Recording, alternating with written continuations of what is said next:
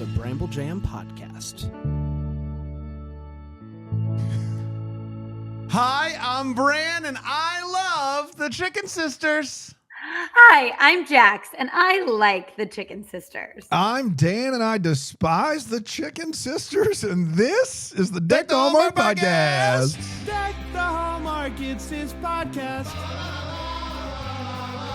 Brandon and friends host his podcast. We hope you like this jolly podcast.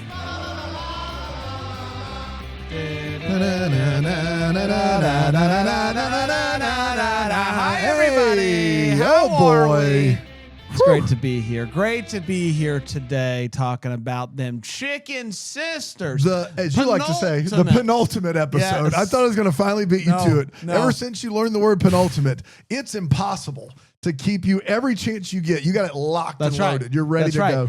Sometimes you met penultimate? That's right.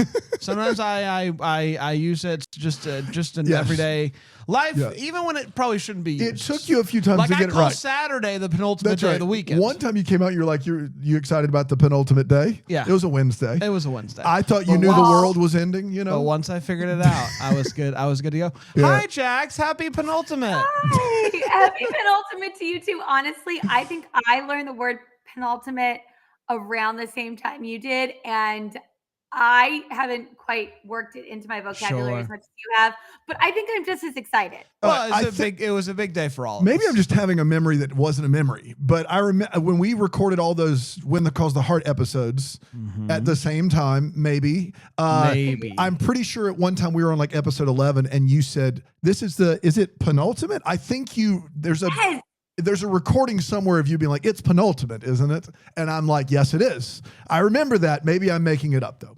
No. I think you're right because I feel like I remember feeling like I was a baby when they're first starting to walk, and they're like, "Is this right? Yeah. I think it's this," and that's what I felt with that. So we're just Baby's first penultimate. Baby's first penultimate. Baby's first penultimate. Okay. Something like that. Jax, last Wednesday, we didn't really get to talk about the Hallmark Christmas schedule because it came out after we recorded at 3 a.m. Yes. So that's when we record. We do it live, obviously. We'll do it live. So I'd love to hear your thoughts on the Hallmark Christmas schedule. Have you had an opportunity? Obviously, we're going to preview it. You're going to join us for the preview episodes. We'll kick it off as well, yeah. An all play preview situation. But have you been able to dive in and really dissect it yet? All I need to know is that Kat Burrell and Allie Liebert are in a movie together where they're love interests and they're trying to adopt a Christmas baby. Come on. I'm in. Yeah. You know, that's almost worth the 14 movies that we're not getting. Actually, it is. Like, for me, it is. Yeah. Like, I take one Kat Burrell, Allie Liebert over 20 movies. But yeah, it's really not too many this year. I would say that 24. it would depend upon the diversity of the 16 we're not getting. But yeah, hard to argue with that plot line, which is I'm thrilled that that's a plot line. Yeah. 20 you said off air, but yeah. Yes.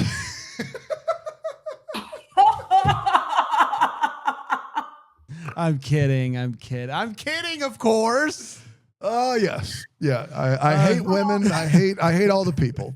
Clip it, Lee. I don't all care. The people. He hates all the so people. you're okay with women as long as they're in a patriarchal. Yeah, like this episode pissed me right off. Yeah. A woman sounding the tornado horn. Jay looking right at the camera and being like, "Men are the problem." Men are the problem. Yeah. Yeah. Little on the nose. Little on the nose. That's right. But let's get to it. Let's talk about it. Chicken Sister Season 2, Episode 7. It's called Storms Brewing, y'all. I think it is. That's called it. Is that what it's called? It's Storms Brewing. Yeah. Or Storms Brewing, y'all, is the technical. Storms. Oh, I missed it by a letter. Yeah. But I'll take it. Pretty darn good, Dan. I mean, it's pretty on the nose. I don't know what else, You stumbled into it. That's right. Tornado. In the eye of a hurricane, there's silence, y'all. I don't like what tornado chicken, y'all. I thought you were saying chicken torture. That was a weird one. All right, and it aired on whatever the Sunday was. What was that? The 21st. 21st. Yes. Yes, 21st. Yes. And it went a little something like this. The storm is happening, y'all. It's a brewing. It's a brewing, but y'all. Frank Jr. is so preoccupied by his lack of love life that he almost gets hit by a train. Nancy finds out that the mayor isn't there because he had a heart attack. So Nancy just takes over and makes sure that everybody is safe. She's going to drive around and make sure that everybody's doing what they're supposed to be doing. Gus tries to get to safety after a tree falls through her window, while May is with her fiance Jay, and she tells him that she doesn't think that they should get married anymore. She's like, I'm cursed. He's like, I don't believe in no Mimi's curse. And she's like, well, I'm gonna prove it. Frank Jr.'s car won't start, and so he runs to Mama's house. Amanda is with Sergio, and he's real nervous about the storm, and she's comforting him, asking questions about his hush puppy recipe and whatnot. They're definitely not going to end up kissing. Actually didn't end up. Spoiler alert. What? I was disappointed. Frank Jr. reluctantly helps Gus go down the stairs, and she tells him that his mama is busy helping others like she always does. May breaks down her family tree for Jay to prove that the curse is real. Hey, Cardi Wong's back. They heard in town the whole time. They heard our plea. His tire is flat, and Nancy helps him and his baby get to safety. After driving around the entire town for a long time during the storm. Anyway, this makes her think of her own baby boy, Frank Jr. She goes to his apartment. He's nowhere to be found. That's because he's with Gus. And she has given him a piece of her mind about how amazing his mama is and how he's blowing it in life and whatnot. This leads him to tears. May says that she's worried. Tears. May, air quotes. Yeah, air quotes. Tears. Sorry, let me get your air quotes on the camera. Tears. There it is. There it is. So May says that she's worried that she is like all of the men in her family tree. And Jay says, one thing I know is that you're a lot like your mama, and that's enough for me. And then he proposes again. Nancy is relieved when she discovers Frank Jr. is safe with Gus, and he gives her a proper apology by saying, I owe you a proper apology. Amanda and Sergio survive the night without kissing. And they're about to kiss, and then interrupted by Frankie. So thanks, Frankie. The episode ends with May coming out of hiding, only to be shocked by what the storm did. And that, my friends, was Chicken Sisters Season 2, Episode 7, Storms Brewing, y'all. I almost said Wind Calls the Heart. Wind Calls the Heart. How dare you? First of all, how dare you? Woo. How even dare you? Sorry. Yeah, no kidding. Sorry, you mentioned it earlier. You said the show title, and then it's just been right here. Yeah, I did say that So. 10 minutes ago. Yeah. Yes. You just read a whole synopsis with Yeah. all the characters from the Chicken Sisters. Yes. All right. Yes. Not a huge bar. It's your fault, though. You can see how it I- is. you see my fault. No, Mike!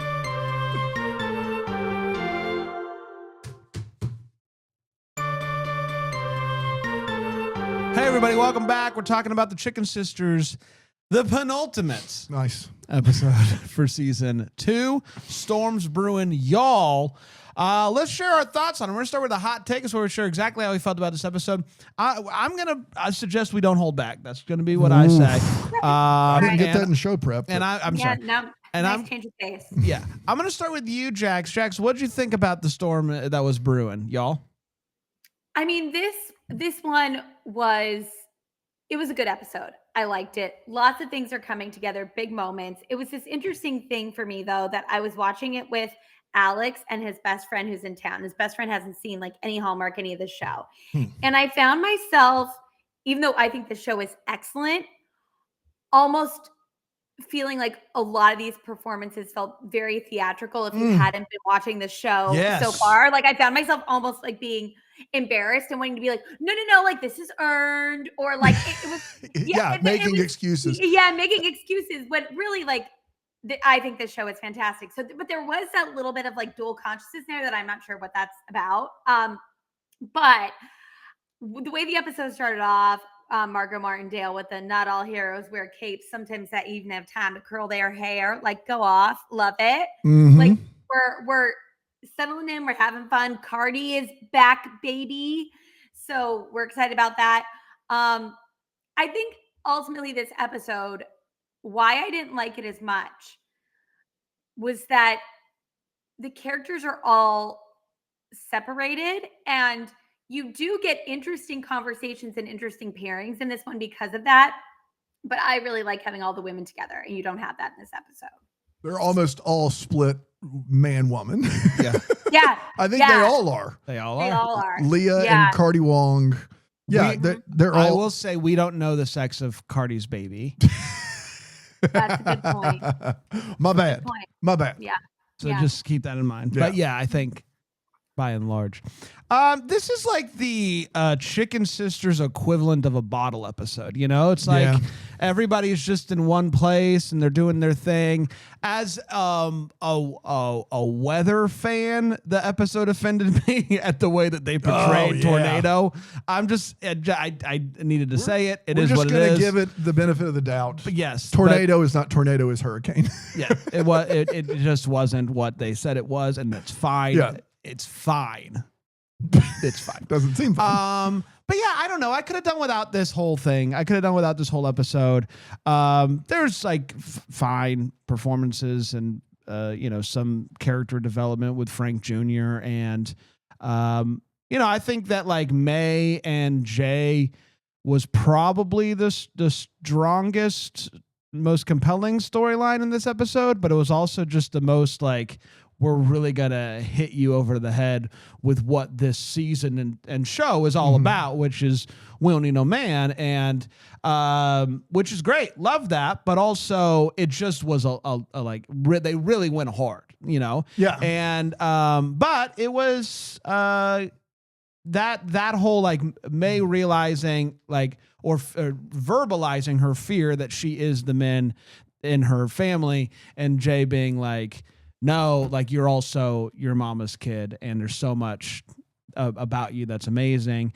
And I once again reiterating that I love all of you was really great and really nice. And so that was probably the most compelling storyline, but I don't know, something about it, just like the bouncing around, it just didn't quite work for me this week. Dano? Yeah, I'm so glad that Jacqueline Collier went first this week, because the things I was going to say, I was very worried that it wasn't going to go well, especially after you saying the things that you thought I said off camera. Jax is 100% right.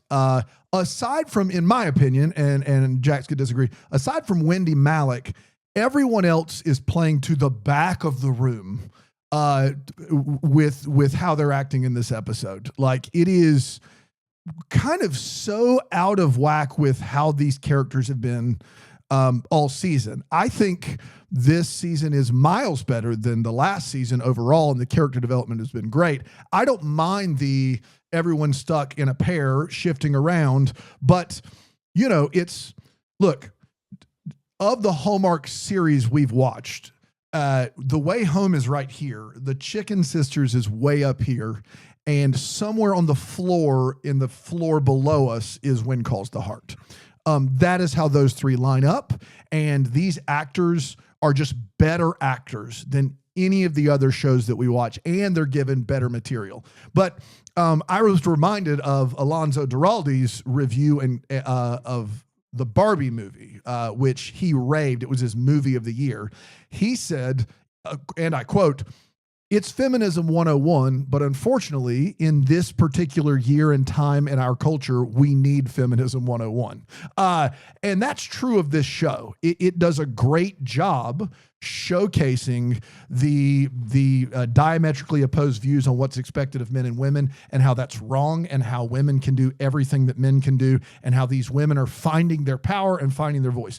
This episode, though, I feel like in 5 different scenes, they feel like they can't trust Hallmark viewers to gather that information. And they just need to literally have someone almost read a script to let you know it. And listen, if there's a, 8 or 9-year-old girl watching this show, or 8 or 9-year-old boy watching this show, or 8 or 9-year-old anyone watching this show, that needs to hear that message because they're not hearing it at home, then great. Then all of my complaints are gone. If you've got a kid who having it this on the nose allows them to realize that we can all do great things, amazing things, then it's worth it. Then the fact that it's on the nose is worth it. So I would not lodge that as a complaint, as more of it's not as good an episode of television for someone who's watched all 15 episodes. I don't begrudge it. I almost begrudge it more for now we know that episode 8 is going to be a wedding and is going to be a setup for a cliffhanger to a season we're probably not getting, because everybody learns what they need to learn in this episode. Everybody has their big, reveal for themselves and their psyche in this episode. And so that's a little unfortunate. Still would take this over any episode of When Calls the Heart's ever made. And I think Jax would even agree with me. That's all I got. Jax, was I too hard there, or was that about right? I think that you were spot on in everything. God bless you. This was like a prescription commercial for feminism. Yes, It's like, yes. have you ever been wronged by a man? Yeah. And that's interesting. Like, this is the Barbie of Hallmark. That's exactly right. Yeah, but Barbie is amazing. It was the second best movie made in 2023. In my opinion, it was amazing. After what? Oppenheimer. Also quite a feminist movie where a bunch of dudes have all the power and they F it up. So those two movies came out in the same weekend and they were the two best movies of the year. They're phenomenal. Greta Gerwig, national treasure. Tell me about that bomb, She's directing Narnia and Meryl Streep as Aslan. I'm telling anyone who will listen, if you don't know that and you're not super pumped, I don't know what to tell you. She's going to crush it. Good. Yeah, it's going to be so good. That Greta and Meryl, get out of here. Meryl Streep as Aslan, basically playing a female god. Phenomenal. Yes.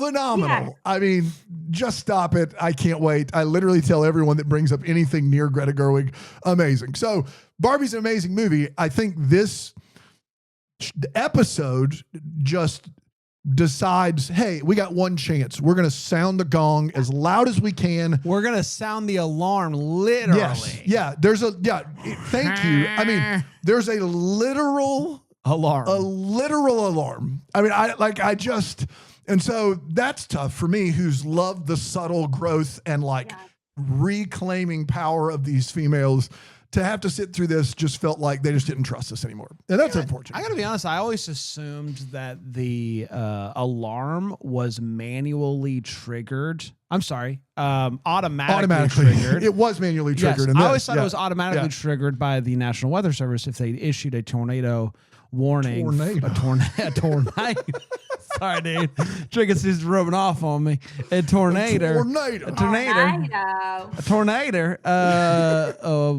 I thought it automatically did the woo woo, but I guess in this town, it should. It really should. I honestly don't know. I assumed, but this could be how it is. Every town has their own little knob. But what if the mayor? What if the mayor has a heart attack? This is a great question. I thought for sure the mayor was going to be out of town. Like, I thought they were really going to make the mayor being just like lazy and bad at his job. But it's just, he doesn't want anybody to know he's weak, which is much more in tune with the theme. So sound the alarm. Right, there you go. It's time for all the feels, where we talk about what in this episode gave us them feels. Jax. So our, chicken guy who we want to set up with Shauna, who was a big bummer. Shauna wasn't here this episode. When he has the line, he's so scared and he's talking to Leah Thompson and he says, I'm from Vermont and I spent $100,000 on Celine Dion's Vegas residency. I laughed so hard and I believed it for that character. Loved it. When May tells Jay that her dad has gone and he says, I'm sorry, there was something about that man's performance that it was pure empathy. And I just believed it so much, like in a way that not even like, oh, that's good acting, but being like, oh, that's a good person. Like that Jay is a good person and feels deep empathy. Like, I just thought that was incredible. Excellent. Excellent. Like he knows he's trying to help someone he loves and he knows when he's right, he's going to be the brunt of the anger. And he has prepared for that, and he understands it's not his story, and he does an amazing job comforting someone who's angry at him, and it was so moving. Yeah, so moving. Like I was like, this actor, even initially I was like, oh, he's good. He'll be, but I mean, I'm just completely bowled over by this character. I think he and May are so good together. Yes. Sergio telling Amanda about his mom, I found that very moving. And then look, the crying Jag notwithstanding, I got a pretty smart mama, the best mama. I teared up, thought that was really beautiful. Happy you're happy. I just love seeing boy moms finally get their due and boys finally figuring it out with the help of course, Wendy Malick, who, Dan, absolutely spot on what you said. Her acting in this episode was incredible. So, yes. Yeah, she's my feels. Just once again. Unbelievable. She's just so good. And I don't know, maybe it was amplified by the fake crying going opposite of her. Yeah. I was like, wow, she's really good. But yeah, she's incredible. She is really good. She is really good. And it really stood out this I can't imagine you having to watch this with two folks who'd never seen an episode during that scene and explaining one of those performances. I will. Well, actually, it's my wait what, so I'll let you know exactly how it went down. Great. Fantastic. Dana? You took one of mine, Jack's. I thought what Jay did here was amazing, and what Wendy Malick did was amazing. And then weirdly enough, while this is a tornado and not a hurricane, in 5 days, it will be a year since Hurricane Helene swept through. And I've not had any like PTSD over that. It was quite a time. And a lot of people, we were out without power about 8 days, and a lot of people struggled a lot more than we did. But there was something about this episode that there's two things happening. One is a wait, what, and I'll get to later. But the second was like, this made me remember that time because you were kind of split up, but together.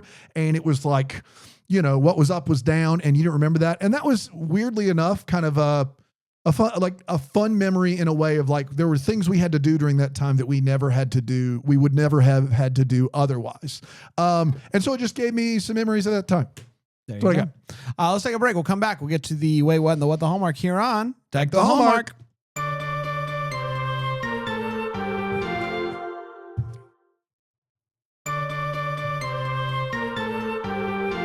Hi, everybody. Welcome back. We're talking about the Chicken Sisters Season 2, Episode 7. Let's get to the Wait What. It's where we're talking about what in this episode made us go, Wait What? I'll start with you, Jax. So, yes, Dan already alluded to this, but okay. Frank Jr.'s crying. We're watching it. I'm like, what's happening? But Stuart, who had never seen this before, I don't think he's seen any Hallmark. Stew Dog. Stew Dog. There's a stew a brewing, you know what I mean? The stew was, and he was on his phone for most of this, but this got his attention. And he was like, he can't really cry, can he? Like, he was like, what's going on? And Does Alex only have British friends? Oh, it's so great. No, but that does happen to be his best friend from when he was little. But I would love if all his friends, regardless of where they're from, they just always have that. Alex, having never seen an episode, just immediately points out he can't cry. Can't cry. And what came out of my mouth, because I had been thinking about how to defend this, had I been asked, I said, "Oh no, I know why it seems like that." So his character all throughout this series has been the fool character, and we're supposed to laugh at him and not necessarily like relate to him or feel his pain. And I was like, this is the fool character having this like very obvious, like fake, funny crying that, he's having this realization, but we're not really supposed to feel it on this like visceral level. And then I paused and I was like, or he just can't cry. Yeah. So I actually am genuinely curious, because as much as like half of what I said, I was like, is this BS? Part of me thought the way he was doing it, I was like, is this sort of like a fool character that we're supposed to sort of laugh at, that it's so over the top? So I don't know. What did you guys think?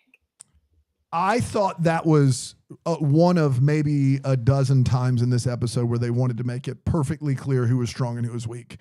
And they did it with an actor who can't cry.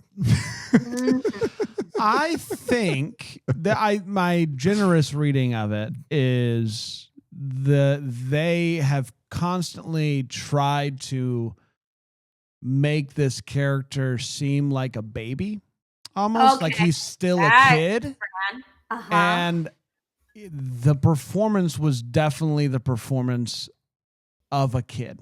It gave me kid vibes, like the way that he was talking, the way that he was looking, even when Gus is talking, like, you know how kids, when you're talking to them, they'll just be like,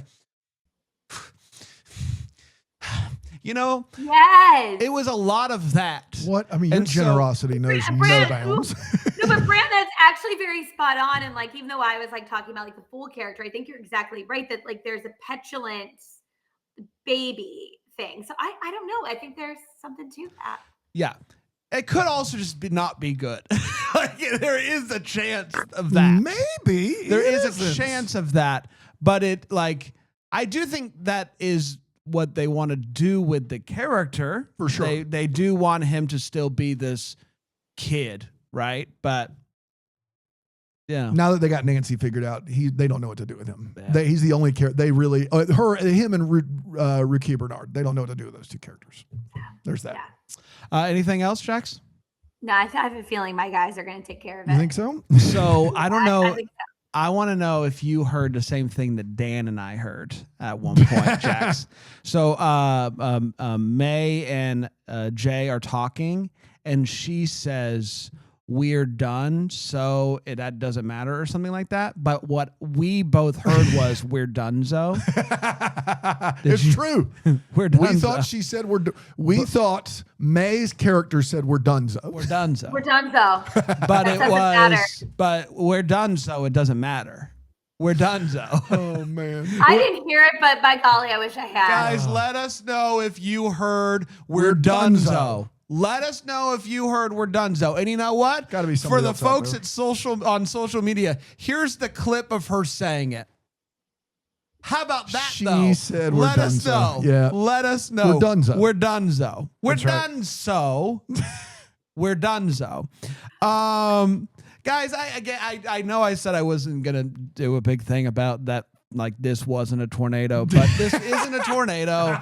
And this town is small enough to where Nancy, who is out driving around, would have been able to see The twister. if there was a tornado touching the ground. Yes. They go all the way up to the sky, don't they? That's the whole ball game. Yeah. That's the whole ball game. She would, specifically her, would have been able to see if there was a tornado. Some people, there's several people in the Facebook group you can join, by the way, BrambleJamPlus.com. What do you get with that? You get all kinds of stuff. Ad-free podcasts. You get the best group internet.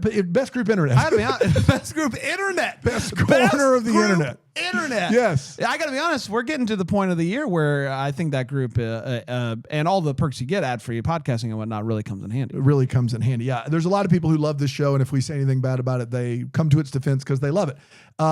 In the Facebook group, someone was like, "Why do you guys think this is in the Deep South? This is in Kansas." And what I said is that they say Merrimack. They don't really say Kansas a bunch. The book is based in Kansas, I believe, or maybe the book's in Georgia. I'm not sure. What I know is this show wants Deep South cred. They want a show that is set in the Deep South. That's why they have Margot Martindale. That's why they talk the way they do, which is not how people talk in Kansas by and large. And that's why this is centered around what it's centered around. The problem with the storm is that they want it to be a tornado because Kansas is in Tornado Alley, but they want it to be a hurricane because south. And so they never show you the twister. The stuff they do doesn't add up at all. And it is confounding why they don't just pick an aesthetic and go with that aesthetic. And so why have Leah Thompson try a Southern accent if you're in Kansas? Why do it? It doesn't matter. And she's getting really good at that accent. Wendy Malick has crushed it from the beginning. Skylar Fisk, a pitch perfect Southern accent. Why do that? Skylar's sister. I love her. Why do that if you're in Kansas? You can get away with not doing that if you're in Kansas. It doesn't make any sense. The tornado being kind of the worst part of that. And then last but not least, so May and May and Jay are hiding out, hunkering down, if you will. I believe in the old Mimi's restaurant. Yeah, Mimi's. Yes. Yeah, they are the old. Is that right? May and or is that May? No, Sergio and Amanda are in the new Chicken Sisters. The restaurant. new one. May and Jay are in the old. May and Jay are in the old one, which is like a housing ground for all the wedding stuff right Correct. now, right? At one point, they make a run for it and run to a storm cellar, the old cellar. Open that sucker up, get in there. That was an option the whole time. The storm shelter was an option the whole time. And I know, the episode ends with her coming out, and I don't know the exact locale of this storm shelter, but I know it must be close enough for her to be able to, when she walks out, see something that she recognizes and look in shock and horror at what has happened due to tornado, which leads me to believe that it is either Mimi's that has been torn down or all of their wedding stuff that's in the field is now destroyed, which would make sense. Two places that they were there. All I'm trying to say is the storm shelter was an option the whole time. That's all I'm trying to say. Dan? So they, in the basement where Wendy Malick and Frank Jr. are, they have a full-size window, and Set Deck has put a bunch of leaves and debris over the bottom third to make you think they're in a basement. That's the only read I have on that. At one point you see the ceiling and it is wood planks, so maybe I'm wrong, but it's a full window. It's not a half window. It's way too much light, especially since there's electricity down there, which brings me to my second one, which is this storm's been going on a while. It started the last episode. They've had time to get all the wedding decorations and chairs inside. Leah Thompson's been out for a year and a half, rescuing people. Why is, and I could be wrong, please correct me if I am, why is no one's power out? Part of Helene was the power went out almost immediately with that level winds and that level of a storm. I thought Wendy Malick's power was out, but when they go downstairs, there's clear electricity. I thought maybe the restaurant, Clucker's restaurant, was out of power. It isn't. I thought possibly the old Chicken Sisters building was out. It's still on. And the current Chicken Sisters, I'm not sure, but there's a lot of light in there.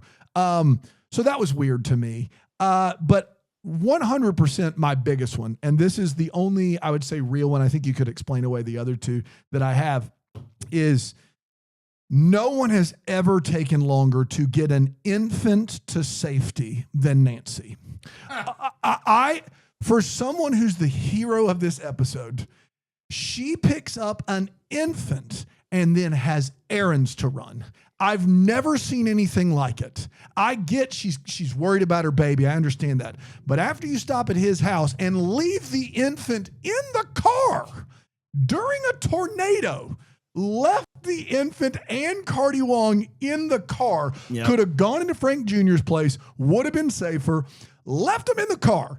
Then she sees Frank Jr.'s truck and stops and cries for a bit. And I know that's sad, but he's not in the car, lady. You haven't, please think of the children.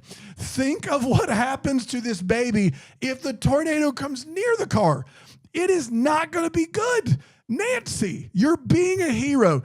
Get the child to a place that doesn't have windows a foot from their head. Please do it for the love of God. That's all I've got.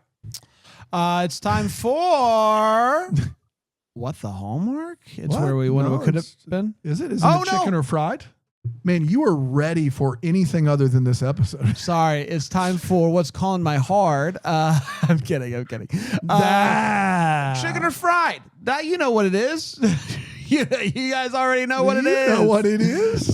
Jax, what are you, chicken or fried this week?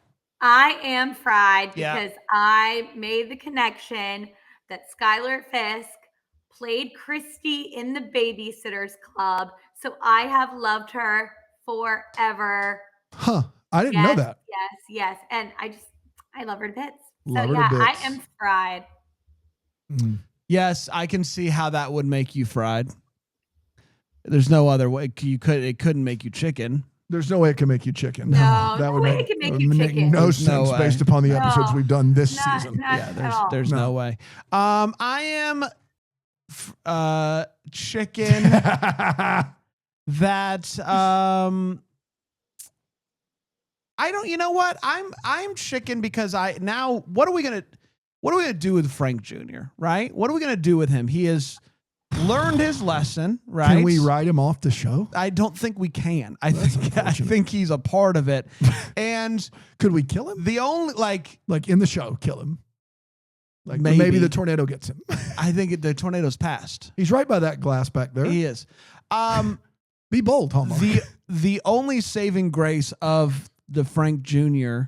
was the fact that he was the one real bad guy in this show. Always just. That's why they brought in Jack from We Jack. hated him. We hated him. And we had Jack from Jack. Jack from Jack is gone. That's right. So now we have Frank Jr., but now Frank Jr.'s learned his lesson. So is everything now just everybody's happy and living? It's going to be tough if you don't peacefully? have the personification of toxic masculinity in the show. You know, it's like if he's not there anymore. Yeah. So I'm worried about that. Dano? Yeah. I'm both chicken and fried this week. That seems like a coward's way to go about this. When you hear it, I think you're going to be upset. I'm chicken because a wedding and no new plot development would be the perfect way to end this season. You ended the first season basically finishing the Chicken Sisters and not needing that kitchen clash and not needing something else. That would help me be okay with them canceling the show. I don't think they're going to do that. Fried because in the chat, Emily says, unrelated, but I'm impressed by how good Jack's hair looks this early in the day. This early in the day. I mean, thanks, girl. Jax's 3 a.m. hair is it's unbelievable. And that's right. I don't know what that seen her in says the about middle of the day with a salsa shirt on. Hair didn't look nearly as good. Yeah. Yeah, that's so true. That's so true. You know what? I just thought about something else. Do you guys think that Sabrina's dead? You think a tornado got her? Who's Sabrina? Rakia Bernard. No. She still needs to kiss. She still needs to kiss Frankie. Well, I know. It is almost like we forgot about Rakia Bernard, her character. Sabrina's daughter. Yes. Sabrina, is she dead? Oh, no. She was out there. As the storm was beginning to strike. When they need to clean it up and put all the chairs away, where'd she go? Luckily, she's in the previews for next week. Oh, there you go. Okay. This is why. Luckily, this is why we don't watch this. Yeah, I'm sorry. I don't want Rakia Bernard kissing Frankie. No, that's that's inappropriate. That does seem inappropriate. Yes. You get it. It's time for Chicken of the Week, where we dive deep into the life of a chicken who has been submitted to us at hello@deckthehallmark.com. We have too many That's right. left for the season. So I thought it would be fun to do a rapid fire. A rapid fire? That's just an idea that I had, but it's up to you, Dan. You run that's the show. true. That's true. We got a bunch of them. I'm going to get through what, a half dozen? half dozen. Great. Awesome. All right. We have Skibo from the Plains. Present. Anymore? We have Riblet. It's my big day. It is my big day. We got Stormtrooper. I'm mean and I'm lean. You said it, Dano. We have Carol. Don't call me Carol. I don't understand that one. You said it anyway, though. That's messed up. I even said you shouldn't. Thanks, baby Jack. I appreciate that. What? We have Clowns are for sissies. That's not a name. Clowns are for sissies. It's a very deep voice chicken. There's no way around that. Yes. And last, was that 5? Yes. Yeah, that was. And last but not least, we have Don't Go Breaking My Heart. Don't go breaking my heart. Oh, I was going to sing it. Interesting. I want it if I tried. All right. Everybody is singing Okay. a song. I think we got enough. We did it. All right. We did it, everybody. We're going to be back next week with another one. Until then, Merry Christmas. Deck the Hallmark is a Bramble Jam podcast produced by Brandon Gray in the Bramble Jam Network Studios. For more information, go to deckthehallmark.com. To get this podcast ad-free and join the best corner of the internet, go to bramblejamplus.com. Chicken of the Week is sponsored, as always, by Lowe's Fine Foods. Lowe's, call us. We haven't got your payment. God bless.